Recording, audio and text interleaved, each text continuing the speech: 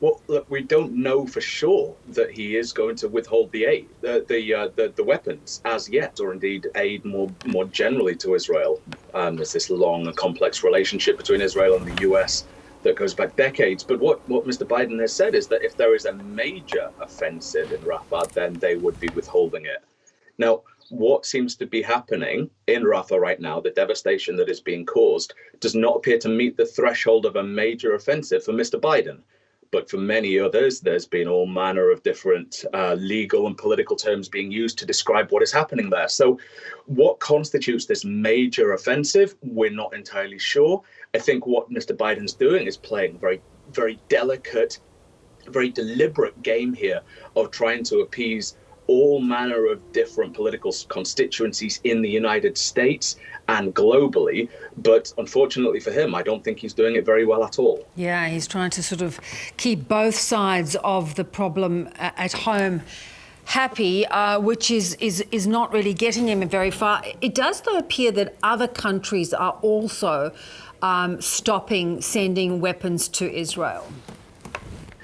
Yeah, there's a number of different international legal restrictions on countries that are currently engaging in weapons transfers and weapons sales to states that could be then using them for genocide or using them to commit crimes against humanity or broad human rights breaches more generally. And so people who are opposed to Israel's military action around the world are starting to put pressure on their governments to stop those weapons transfers under those legal and humanitarian arguments. And there will be growing calls around the world, I am sure, in the coming days and weeks, calling for these arms sales and arms transfers to be halted, be it from students on campuses or more politically leaning politicians and civil society groups. To your earlier point, Simon, it doesn't yet seem clear exactly what Israel is intending in Rafah, even though we know it is bombarding parts of southern Gaza almost every day, every night. Do we know yet what they're intending? No, and I think part of the problem is that the Israeli leadership doesn't necessarily know what it's intending and what its ultimate goal is in Gaza, what it seeks to do, what the quote-unquote day after project is with regard to Gaza. And I think part of this stems from Mr. Netanyahu's claims that they would destroy Hamas.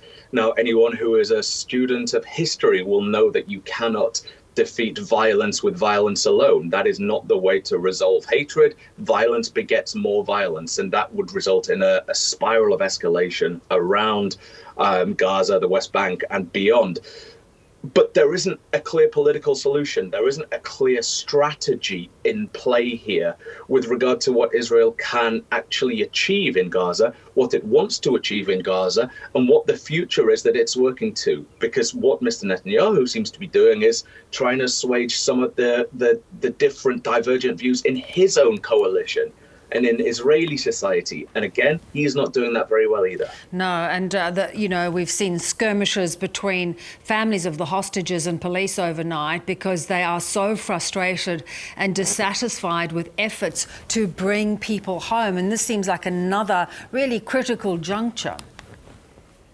It does. We know that pressure in Israel is rising on Mr. Netanyahu. There is pressure and anger on all sides, from the families of hostages who don't think that he's done enough to get the hostages home. And clearly the hostages aren't home. So that's a pretty straightforward argument.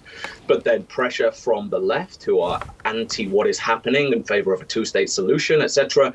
Pressure from the religious right, who say that he's not going far enough and that Israel should reoccupy Gaza, going back on the 2005 withdrawal decision, so almost 20 years ago now. So there's all these different competing pressures.